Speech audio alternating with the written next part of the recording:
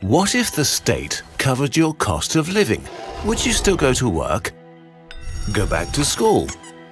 Not work at all? What would you do? This concept is called a Universal Basic Income, or UBI, and it's nothing less than the most ambitious social policy of our times.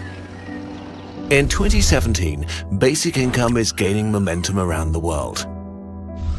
First trials are ongoing or on their way, and a growing number of countries are considering UBI as an alternative to welfare. How would it work, and what are the key arguments for and against? Right now, people can't really agree what universal basic income is or should be. Some want to use it to eliminate welfare and cut bureaucracy. Others want it as a free extra for existing programs, or even want it to be so high that work itself becomes optional. For this video, we'll talk mostly about the minimum basic income, enough money to be above the poverty line. In the US, this means about $1,000 a month or $12,000 a year. The money would not be taxed, and you could do whatever you wanted with it. In this scenario, UBI is a way of transferring the wealth of a society while still keeping the free market intact. But if we hand out free money, will people just spend it on booze and stop working? A 2013 study by the World Bank specifically examined if poor people waste their handouts on tobacco and alcohol if they receive it in the form of cash. The clear answer: no, they don't. The opposite is true. Other studies have shown that the richer you are, the more drugs and alcohol you consume. The lazy and drunk poor person is a stereotype rather than reality. What about laziness?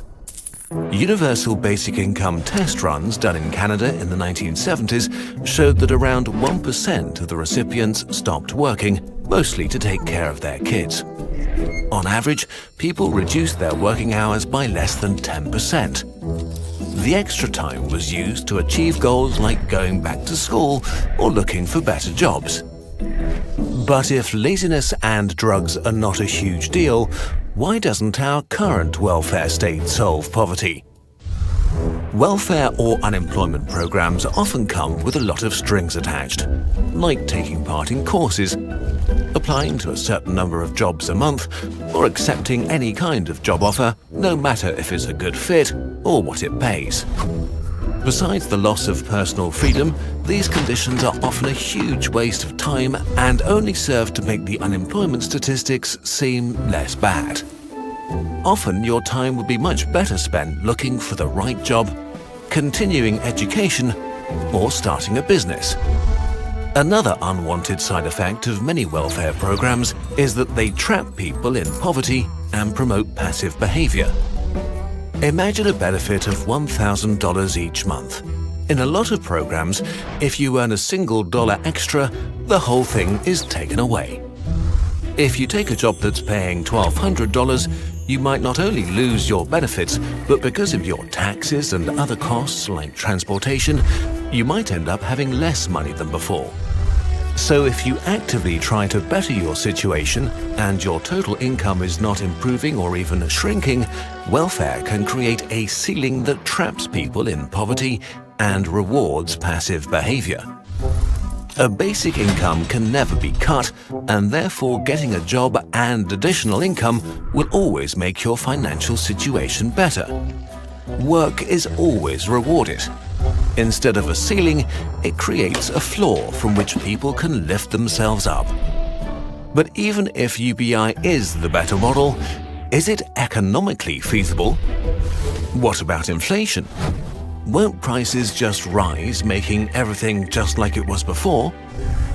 Since the money is not being created by magic or printers, it needs to be transferred from somewhere. It's more of a shift of funds than the creation of new ones. Hence, no inflation. Okay, but how do we pay for it? There's no right answer here because the world is too diverse. How well off a country is, what the local values are. Are things like high taxes or cutting the defense budget politically acceptable or not? How much welfare state is already in place, and is it effective? Each country has its own individual path to a UBI. The easiest way to pay for a UBI is to end all welfare and use the free funds to finance it. Not only would this make a number of government agencies disappear, which in itself saves money, it would also eliminate a lot of bureaucracy. On the other hand, cutting them could leave many people worse off than before. If the goal is to have a foundation for everybody, there still need to be programs of some sort, because just like countries, people are not the same. The second way, higher taxes, especially for the very wealthy. In the US, for example, there's been a lot of economic growth, but most of the benefits from it have gone to the richest few percent. The wealth gap is rapidly widening, and many argue that it might be time to distribute the spoils more evenly to preserve the social peace. There could be taxes on financial transactions, capital, land value, carbon, or even robots. But UBI is not necessarily expensive. According to a recent study, a UBI of $1,000 per month in the US could actually grow the GDP by 12% over 8 years, because it would enable poor people to spend more and increase overall demand. What about the people who do the dirty work? Who will work in the fields, crawl through sewers, or lift pianos? If you don't need to for survival, will people still do hard, boring, and unfulfilling labor? UBI might give them enough leverage to demand better pay and working conditions. A study calculated that every extra dollar going to wage earners would add about $1.21 to the national economy, while every extra dollar going to high-income Americans would add only 39 cents.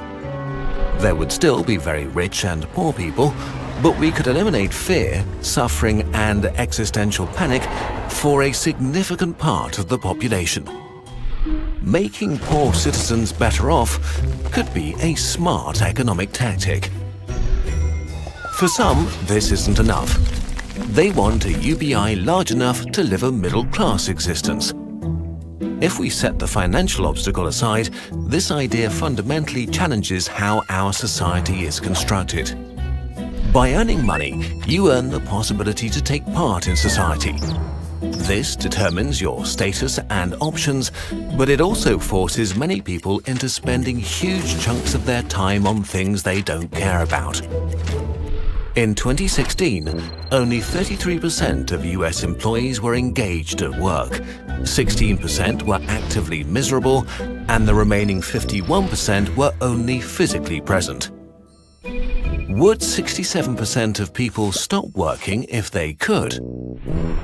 It would be unfair to portray work as just a chore. Work gives us something to do. It challenges us. It motivates us to improve. It forces us to engage. Many find friends or partners at work. We work for social status, wealth, and our place in the world. We're looking for something to do with our lives. And for many people, work gives them meaning. There are other concerns with UBI. If all welfare programs were exchanged for one single payment, this gives the government a lot of leverage. Individual programs are easier to attack or cut than a multitude. Or populists might promise drastic changes to the UBI to get into power. And a universal basic income doesn't tackle all problems when it comes to inequality. Rents, for example. While $1,000 might be great in the countryside, it's not a lot for expensive metropolitan areas, which could lead to poor people moving outwards and the difference between rich and poor becoming even more extreme.